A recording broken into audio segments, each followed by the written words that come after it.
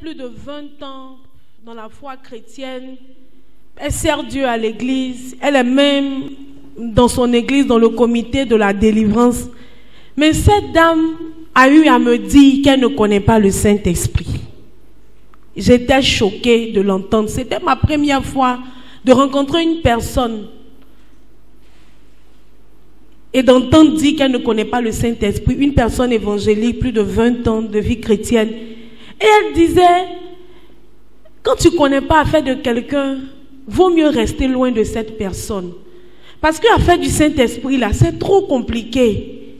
La Bible dit que le péché contre le Saint-Esprit est impardonnable. Bon, un gars comme ça, là, pourquoi il va être camarade avec lui? Je préfère le camarade au Seigneur Jésus.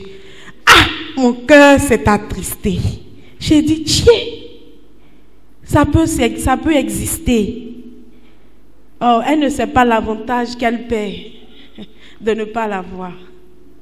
Elle ne sait pas. Qui est cette merveilleuse personne qui a le Saint-Esprit? Ah, moi je l'aime, je l'aime, je l'aime. Parce que lui seul peut te comprendre. Lui seul peut réellement vivre tes peines. Lui seul peut réellement vivre tes douleurs et tes joies. Et quand tu es dans la joie même, il est dans une joie qu'on ne peut décrire. Il n'aime pas la tristesse. Quel que soit ton état, quand tu viens vers lui, il est toujours prêt à t'accueillir, toujours prêt à te réconforter. Et quand tu es triste, tu peux ressentir sa consolation, tu peux ressentir sa chaleur, tu peux le sentir te dire, aie confiance, relève-toi, demain sera bon. Ah! Un homme peut te décevoir. Même tu peux être marié et puis être seul. Le Saint-Esprit, c'est la meilleure personne qu'on doit désirer. Le Saint-Esprit, c'est notre compagnon de route, toujours fidèle. Il n'a même pas son égal. Il n'a même pas son égal. Il n'a pas d'égal, le Saint-Esprit. En ce matin, nous allons parler de lui et du brisement qu'il fait dans la vie d'une personne. Car c'est le Saint-Esprit qui a ce pouvoir, qui a cette force de pouvoir nous briser, de pouvoir tuer quelque chose en nous, pour nous donner de pouvoir être à la ressemblance du Père. Amen. Qu'est-ce que le brisement? Le brisement, c'est la mort à soi. Le brisement, c'est la mort à soi. C'est un processus de changement et de transformation qui permettra à Christ de grandir à l'intérieur de nous. Amen. Je voudrais qu'on se lève et qu'on célèbre Dieu pour la vie de mon Père. Il n'est pas là, mais il va venir. Je voudrais qu'on bénisse Dieu pour sa vie, pour cette confiance.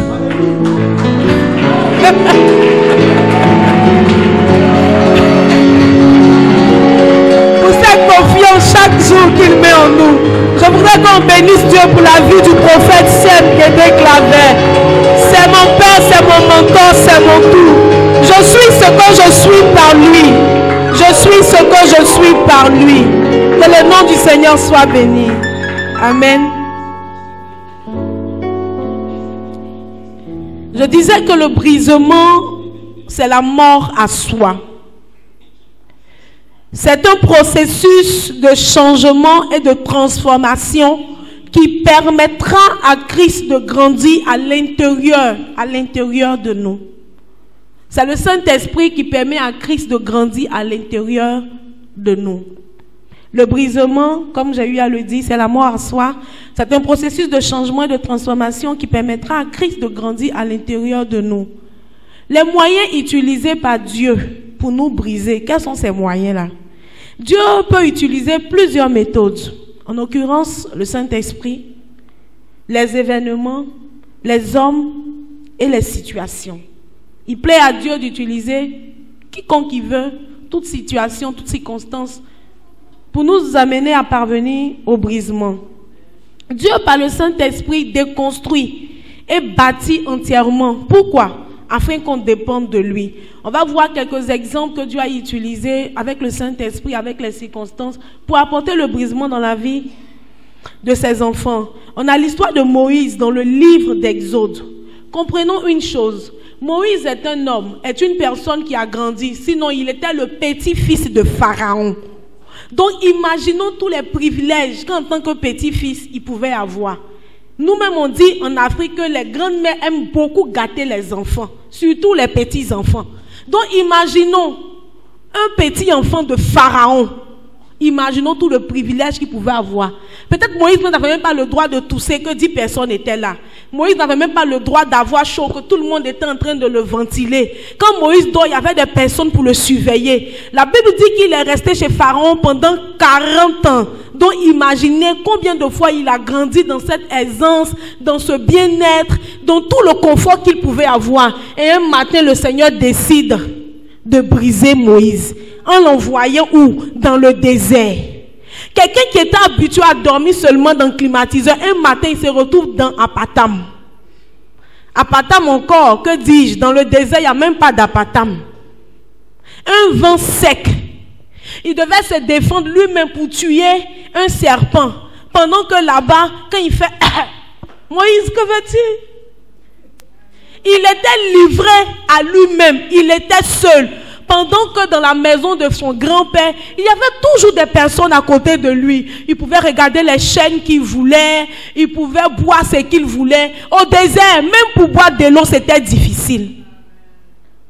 Imaginez quelqu'un quitte comme ça aujourd'hui, dans un tel endroit, et puis il se retrouve ici. Mais Dieu a utilisé ça pour briser Moïse, pour déconstruire et pour enlever tout ce qu'il avait pu vivre chez Pharaon. Chez Pharaon, pendant 40 ans, il adorait d'autres dieux. Il pouvait se prosterner et adorer des dieux différents. Mais aujourd'hui, Dieu l'appelle. Et dans le désert, dans cette solitude-là, Dieu était en train de faire quoi? De déconstruire tout ce qu'il avait appris des dieux étrangers. Dieu était en train de casser. Dieu était en train de casser. Dieu était en train de casser. Mais c'était pour un but. Amen. C'était pour un but. Dieu a utilisé cette circonstance pour briser la vie de Moïse. On peut voir Anne et Pénina. Pendant que Anne était la femme qui était la plus aimée de son mari, Dieu dit, ah, attends, c'est vrai, tu as l'amour d'un homme, mais avec moi, Dieu, tu vas comprendre que ta justice ne peut pas te donner d'avoir un enfant. Parce que bien souvent, on aime présenter notre justice devant Dieu. Il y a des personnes qui vont se marier vierges. Et il y a des personnes qui vont se marier après avoir vécu une vie bizarre. Elles ont fait des avortements et tout. Quand ces deux personnes se présentent devant Dieu, il y a une personne qui se présente devant l'autel de grâce, mais une autre se présente devant l'autel de justice. Celle qui se présente devant l'autel de grâce, c'est celle qui a eu une mauvaise vie. Elle dira, Seigneur, pardon, fais-moi grâce. Mais celle qui a bien vécu, qui s'est mariée vierge, dira, ah Seigneur, moi je me suis gardée vierge, donc elle présente sa justice, l'autre vient au trône de la grâce. Entre les deux, Dieu va exaucer qui vite. Dieu a exaucé Pénina. Et Dieu a brisé Anne jusqu'à ce qu'elle comprenne que Dieu allait lui donner un enfant, mais c'était pour lui Dieu sa gloire et non pour elle sa gloire. Parce qu'elle avait déjà la gloire de son mari. Quelqu'un me comprend? On a aussi l'histoire de Paul. La Bible dit que Paul était un grand homme. Partout où Paul passe, tout le monde s'abaisse. Il se lève aujourd'hui, il dit, bon, aujourd'hui je décide de venir tuer tous les chrétiens de Benjerville. Il vient, il les tue tous. Ça ne le suffit pas, il dit, non, le sang n'a pas trop coulé. Je vais aller tuer tous les chrétiens. Au Nigeria, ils sont nombreux, hein, donc là-bas, s'il va vraiment, le sang va couler. Je vais aller au Nigeria aujourd'hui, je vais aller les tuer, et tous les chrétiens de là-bas. Et sur ces routes-là, la Bible dit, pendant qu'il est en train de partir pour cette mission, il croise une lumière, il rencontre quelque chose qui lui a donné de savoir que sa toute force et sa toute puissance, il y a sa limite. Et la Bible dit que le Seigneur, dans cette étape, sinon dans cet état dans lequel il était, lui dit, écoute, va avec quelqu'un, il parle à Ananias, il lui dit, va, je t'envoie Paul. Ananias m'a eu peur, il dit, en qui? Paul. Le Seigneur dit, oui, Paul. Le tueur là, il dit, n'aie pas peur, viens. Il va venir à toi, tu vas prier pour lui. Mais, tu vas lui montrer combien il souffrira pour moi. Combien il quoi? Il souffrira pour moi. Il souffrira pour qui? Pour moi. Tel tu étais dur, tel tu étais roi, tel tu étais fort, tu étais vaillant guerrier. Aujourd'hui là, c'est ta limite. Je vais te montrer combien tu vas souffrir pour moi. Amen. Voici un exemple les circonstances, les situations, les hommes que Dieu peut utiliser pour nous briser. Regardez quelque chose. Un papa qui a son enfant, qui a vécu peut-être loin de lui, à cause, voilà, de certaines circonstances, de la route.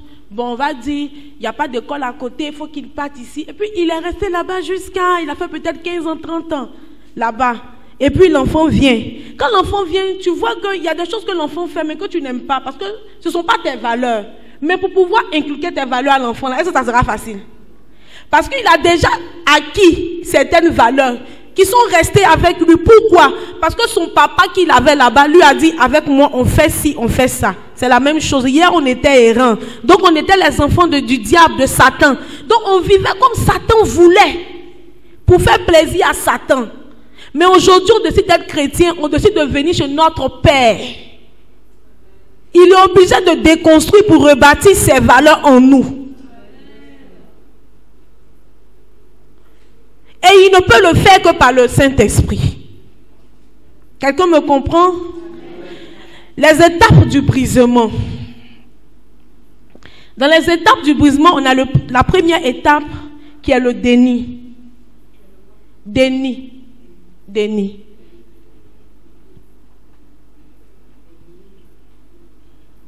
Le déni, c'est quoi?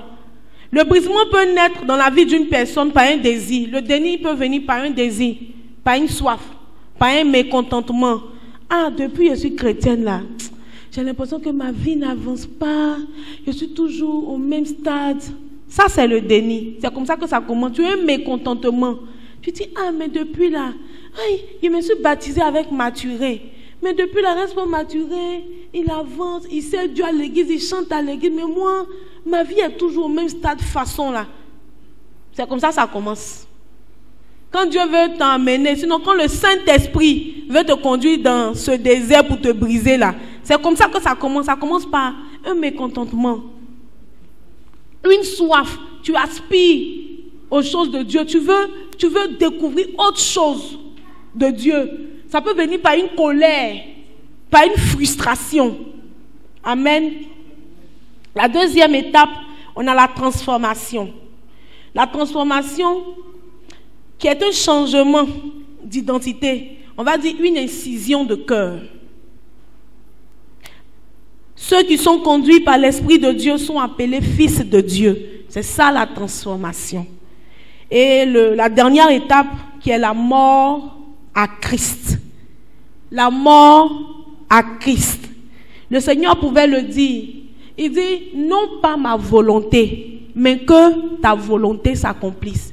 J'ai écouté quelqu'un en semaine qui disait, est-ce que tu peux savoir, quand tu sais que tout de suite là, on va te tuer. Quand quelqu'un sait qu'il va mourir dans 5 minutes, et puis quelqu'un qui ne sait pas qu'il doit mourir, est-ce que les deux ont la même manière de vivre la chose? Donc imaginez combien de fois le Seigneur a dû souffrir. Il savait qu'il allait passer par la mort. Au point où il dit non, Père, cette coupe est trop amère. Si seulement tu peux, vraiment, si c'était moi seul là, je ne veux plus cette mort, mais que seule ta volonté s'accomplisse. La mort à Christ. Non pas ma volonté, mais que ta volonté s'accomplisse. Pourquoi? Pour que des vies soient sauvées. Pourquoi? Pour que des vies soient gagnées. Pourquoi? Pour que des vies parviennent à toi. Pourquoi? Pour que des cœurs parviennent à la repentance. Non pas ma volonté, mais Père, toi ta volonté. Si c'était ma volonté, je vous assure que ce matin, je n'allais pas prêcher. Si c'était moi ma volonté, je vous assure que ce matin, je ne serais pas là. Mais ce n'était pas ma volonté. C'était la volonté du Père. C'est pourquoi je suis là. Non pas ma volonté. Sommeil. Quand sommeil même sait que tu dois te lever là, c'est maintenant même c'est doux d'une manière là. Mais pas ma volonté. Si c'était ma volonté, je resterais encore au lit. Mais parce que c'est ta volonté, je me lève, je m'apprête pour venir dans ta maison pour t'adorer. Pourquoi? Parce que c'est ta volonté. Non pas ma volonté, mais ta volonté. La volonté de Dieu fait souvent mal. Je n'ai pas envie de dire toujours, je dis souvent. Si quelqu'un t'a dit que sa volonté est plaisante, C'est vrai. C'est doux. Parce qu'il dit que ses exigences sont agréables. Mais, il faut dire à quelqu'un mais. Il faut bien lui dire mais. Il faut lui dire mais. Ça fait mal. Ça fait mal. C'est amer. Quand on boit là, c'est amer. Ça a dépassé feuille de Nîmes. Ça a dépassé feuille de Nîmes. C'est amer. Quand on boit là, c'est amer. Ça fait mal. Tu pleures. Personne n'est avec toi. Personne ne peut t'entendre. Même ceux à qui tu expliques pour qu'ils te comprennent, ils ne te comprennent pas. Ils vont te dire, oui, oui, je vois, oui. Moi-même, je suis passé par là, mais ils ne peuvent pas te comprendre. Parce que chacun a son désert. En fonction de ce que Dieu veut faire dans ta vie, là. Qui veut les grandes choses? Qui veut que Dieu l'utilise pour aller dans les nations, pour guérir, pour tout? Qui veut? Levez vos mains. Il ne faut pas oublier qu'il y a un prix à payer, c'est le brisement. De toute façon, tu veux là. C'est pour ça qu'il va te briser jusqu'à donner la forme qu'il veut. Est-ce que tu es prêt?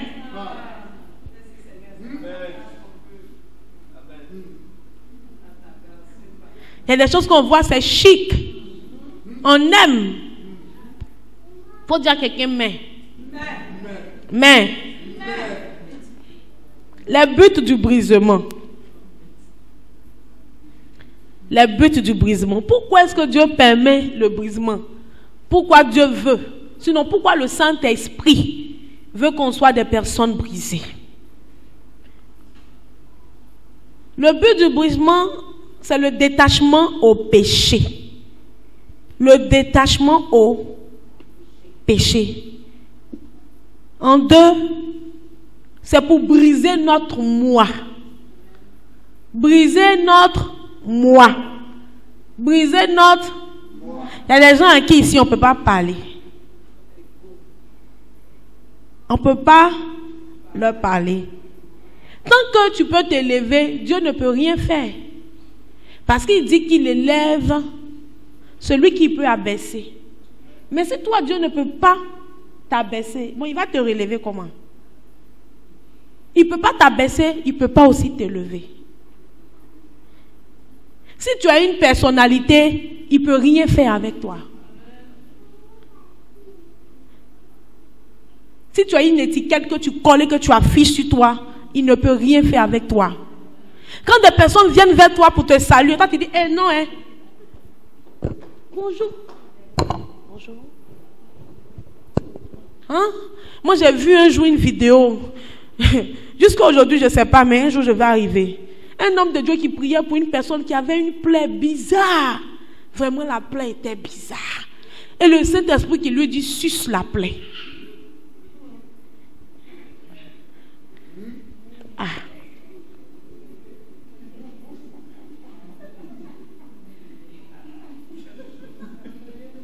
À un programme, il y a du monde, il y a des milliers de personnes. Il y a des personnes que le Saint-Esprit a pu guérir par la vie de l'homme de Dieu en les touchant simplement. Guérison. Guérison, les paralytiques ont marché. C'était extraordinaire. Et cette personne avait sa plaie sur son pied. Une large plaie, une grosse plaie qui puait, qui coulait. Et puis le Saint-Esprit lui dit, pour que je puisse guérir ce pied-là, il faut que tu le suces. Est-ce que s'il avait un mois, il allait pouvoir le faire? Mais il a sucé la plaie et la plaie a séché.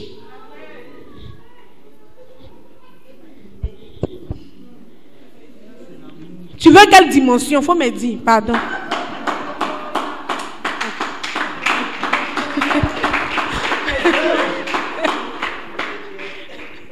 Toi, tu veux quelle dimension? Pardon, il faut me dire. Je veux t'entendre. Tu veux quelle dimension? Tu as un mois. Tu as un mois. Toi, on ne peut pas te parler. On ne peut pas te réveiller une certaine heure. C'est toi qui décides. Et puis après, les autres ensuite. Toi, tu as un mois. On ne touche pas à tes enfants. Hein? On ne touche pas à ton travail. On ne touche pas à ta vie. On n'a pas le droit de te marcher dessus. On n'a pas le droit de te parler. Même ton autorité ne peut pas te parler parce que toi, tu es un mois. C'est ça, c'est que le mois. C'est ça comme on écrit. Ah. Le but du brisement,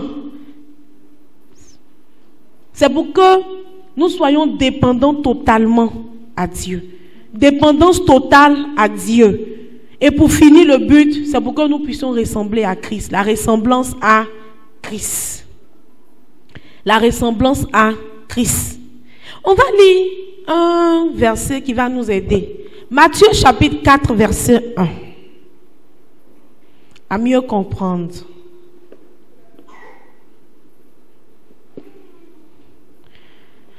Je vais lire moi-même rapidement avec plusieurs versions pour que nous puissions véritablement comprendre. Matthieu 4, verset 1.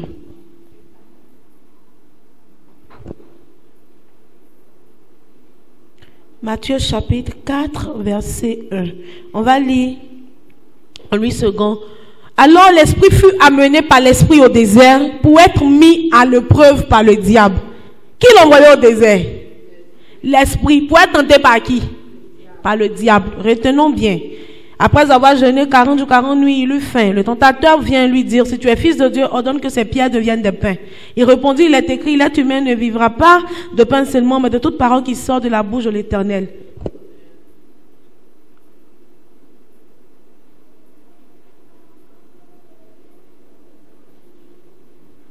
D'accord. Je viens. Version. Il y a une autre version qui dit, alors Yeshua est entraîné au désert par le souffle pour être éprouvé par le diable.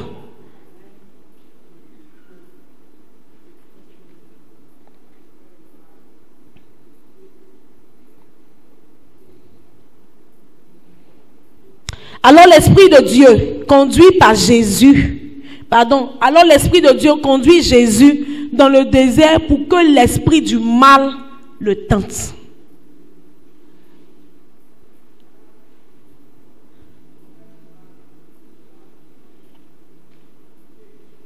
Amen. J'ai pas envie de tout lire pour qu'on parte, vu qu'on a encore beaucoup et le temps est déjà parti.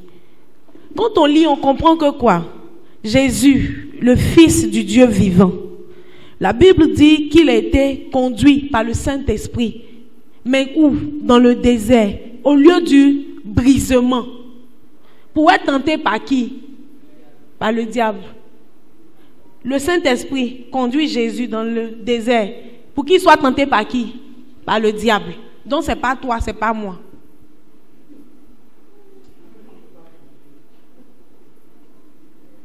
Donc c'est pas toi, c'est pas moi qui va laisser. Son fils Jésus, lui-même, le Saint-Esprit, il le prend, il l'envoie dans le désert, puis il dit à Satan, tente-le. Il dit à l'esprit du mal, tente-le. Il dit au tentateur, tente-le. Ils ont fouetté son ego. Il dit, si tu es fils de Dieu, il faut ordonner que ces cailloux deviennent des pains. Mais il n'a pas réagi.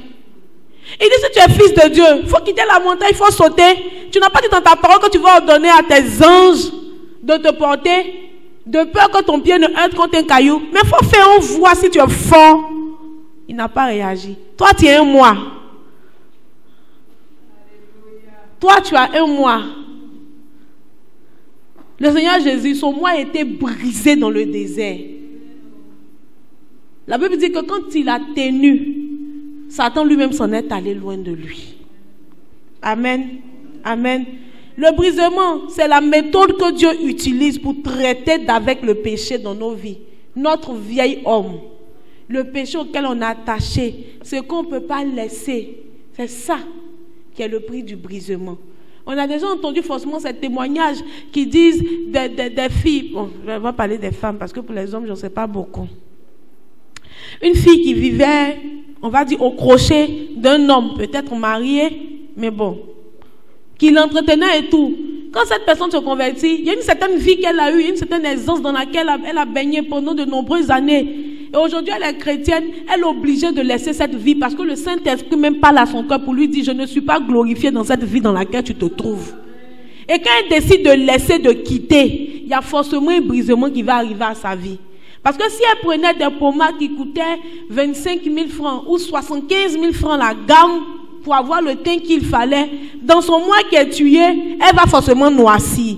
Parce que c'est pas que le Saint-Esprit, Dieu ne peut pas prendre soin de toi pour te donner, mais non, tu es obligé d'abord de passer par là. C'est un passage obligé. Tant que tu fuis, tu te trompes toi-même, tu te blagues toi-même.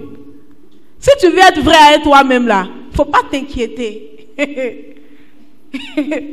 Faut pas t'inquiéter. Ça est devant. Il va utiliser la forme qu'il veut, mais il va briser ça. Si tu acceptes et si tu te laisses. Sinon, tu vas vivre une vie chrétienne, mais tu seras plat. Tu ne pourras pas monter. Parce que ce n'est pas sa volonté. C'est toi ta volonté que tu fais. Donc lui, bon. Il y a trop de vivants à l'église. Trop de vivants à l'église. Trop de vivants. Est-ce qu'un mort a une volonté? Même quand un mort dit à ses parents, bon, je vais mourir dans 3 mois et je veux pour mes funérailles que vous fassiez ci ou ça. Si on n'a pas fait, il va nous faire quoi? Il va nous faire quoi? Même quand un mort dit, bon, si le jour où je meurs là, je veux que vous m'habillez en kita. S'il meurt, qu'on attache un nango sur lui, il va nous faire quoi? On le jette où on veut. Il peut dire quoi? Est-ce qu'il peut se plaindre pour dire pourquoi vous ne m'enterrez pas? Un mort peut dire ça. Nous, quand on revenait du Nigeria, voici maman, on a vu un corps qui était sur la route. Bon, le car avait stationné là, on ne sait pas pourquoi. Mais comme on était fatigués, les personnes regardaient par la fenêtre comme ça. Et puis ils ont vu un corps qui était là, un mort qui était couché là, comme ça. Donc dans le cas, les gens se disputaient. Les gens discutaient plutôt. C'est un mort, l'autre dit c'est pas un mort, l'autre dit tu vois pas son crâne, l'autre tu vois pas son pied, l'autre tu vois pas ci, tu vois pas ça. Les plus courageux sont allés vérifier si c'était un mort. Ils sont descendus du car, leur téléphone. Ils sont arrivés, ils ont regardé, d'autres même ont filmé, d'autres ont pris photo pour venir nous montrer à nous qui étions restés dans le car que c'est un mort. Mais est-ce qu'on sait depuis combien de temps il est là? Qui va l'enterrer? Il est quelque part couché comme ça dans une brousse. Lui, il avait une volonté.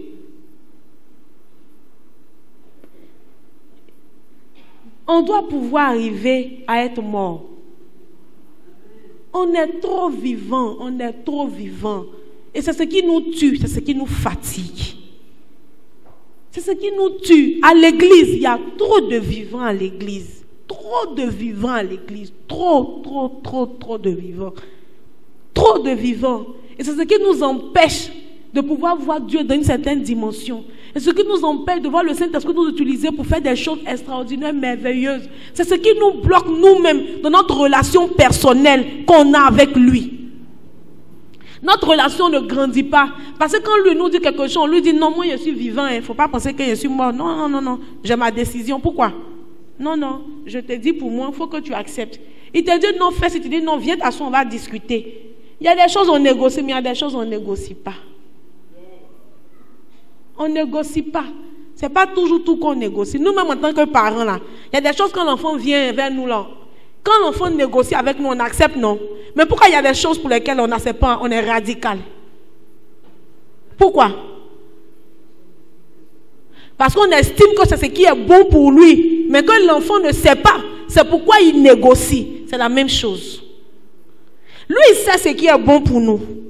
Donc, pour ça, il ne va pas négocier avec nous. Il nous impose. Mais encore, il nous laisse le choix. Qui n'est même pas notre avantage. C'est ce qu'on se ment.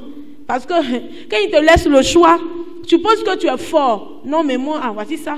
Non, mais les gens disent quoi? Mais moi, vous voyez ça depuis aussi chrétien, mais bon, je fais ci, mais ma vie avance. Je fais ça, mais ma vie avance. Non, mais quand on parle du brisement, moi, je ne me retrouve pas dedans. Parce que moi, bon, voilà, je continue ma vie. Je continue à avoir l'argent des gens. Je continue à faire ce que je veux. Mais quand je prie, il est toujours avec moi. Il est parti il y a longtemps, tu ne sais pas. Il n'est plus là, hein. Il n'est plus là. À la fin, il dira, je t'ai point connu.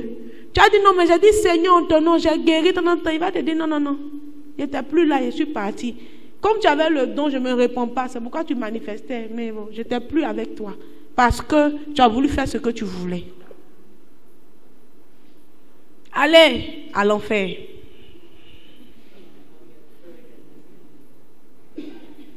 Ce n'est pas parce que tu ne fais plus de péché apparent que tu es devenu mature. Il y a des personnes qui vont te dire ils ne mentent plus. Mais ce n'est pas parce que tu ne mens plus que tu es devenu mature.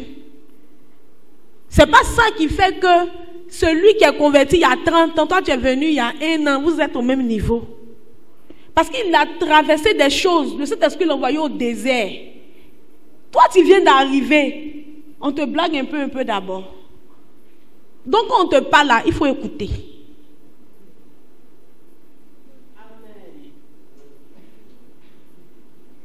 Ce n'est pas parce que tu ne fais plus de péché apparent que tu es devenu mature. Il faut laisser le Saint-Esprit va te briser. Il faut laisser le Saint-Esprit va te montrer la voie à suivre. Ce n'est plus parce que le vieil homme n'est plus que ton moi est tué. Ce n'est pas parce que le vieil homme n'est plus que ton moi est tué. La manifestation des dons ne définit pas, sinon ne dit pas que tu sois une personne brisée. Ce n'est pas parce que tu manifestes les dons spirituels que ça veut dire que tu es une personne brisée. Non, c'est la façon dont elle manifeste les dons. Non, la façon dont elle prie et puis les gens se lèvent. La façon dont elle chasse les démons. Non, elle est très humble. Ça n'a rien à voir. Hein. Bien au contraire. Bien au contraire. Bien au contraire. Si tu as commencé ta vie chrétienne, que tu n'as pas bâti ta vie chrétienne sur le fruit de l'esprit, et que ce sont les dons spirituels que tu as regardés, ça va mal te perdre. Bien au contraire, ça donnera à ton moi de grossir.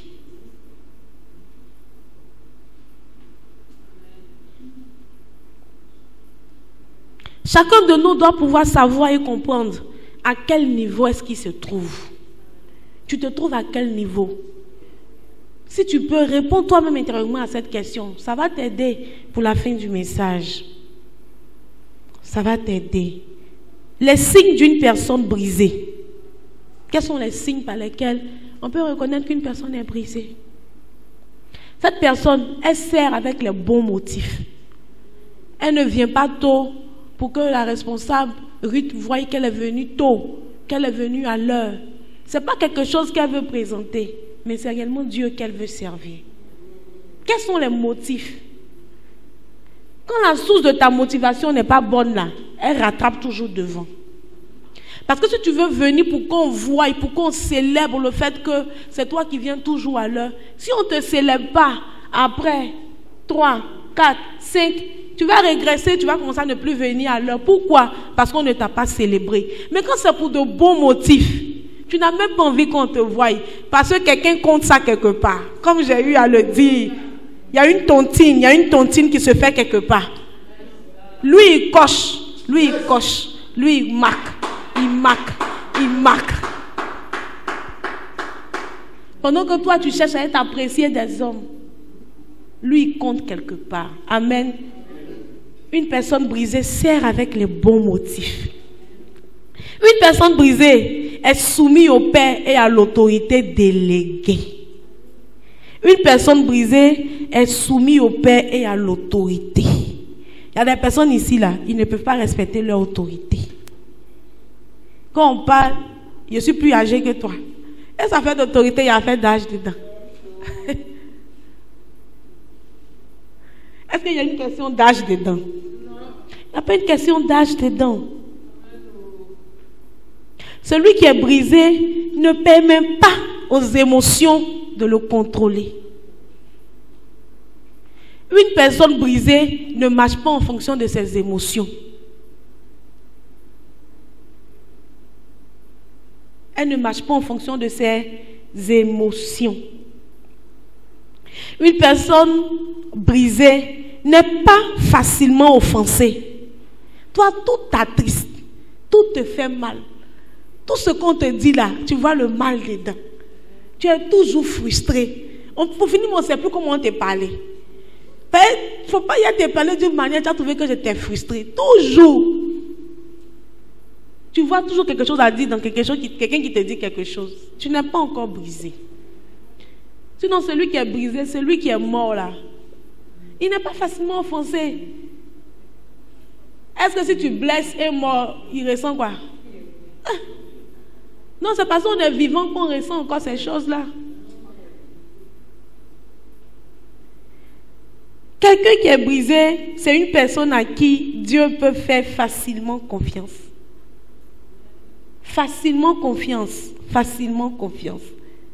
Une personne qui est brisée, une personne qui est brisée est une personne à qui Dieu peut faire totalement confiance. Totalement confiance. Totalement confiance. Amen. Amen. Dieu casse, tant qu'il n'est pas encore satisfait, tant qu'il n'a pas encore atteint cette forme, ce vase qu'il veut de toi là, il va casser, briser, casser, briser.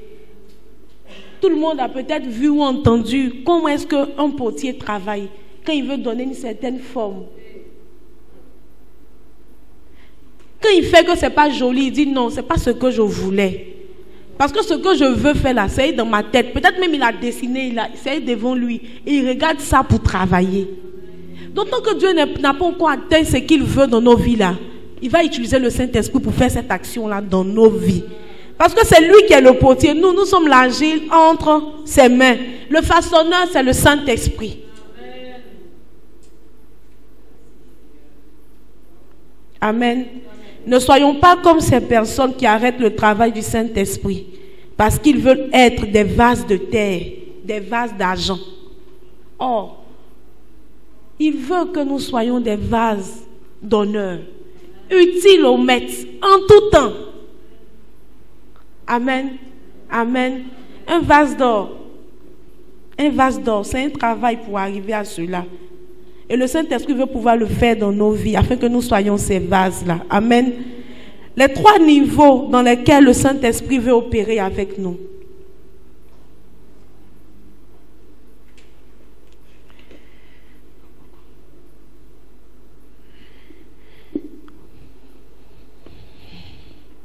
Les 3 niveaux dans lesquels le Saint-Esprit veut opérer avec nous.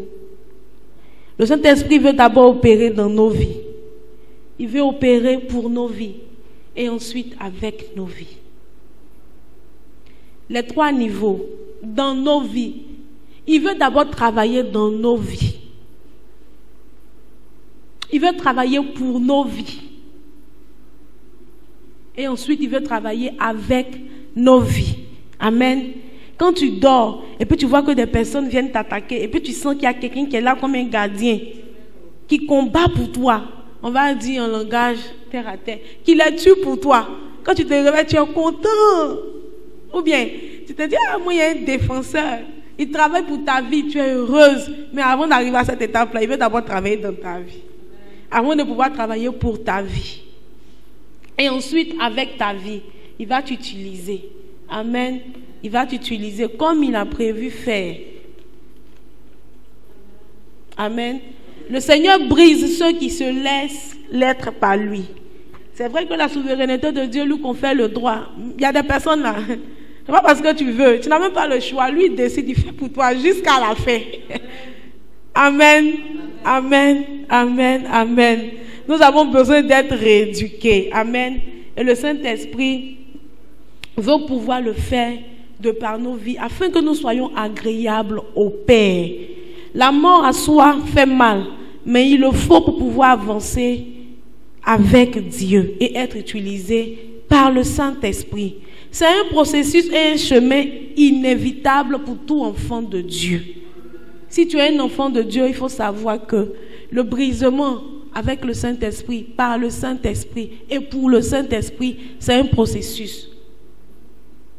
Et si aujourd'hui tu décides de véritablement vivre cette vie qu'il a prévue pour toi, tu es obligé de passer par ce chemin. Tu es obligé de passer par ce chemin. Amen. Amen. On va ensemble prier le Seigneur.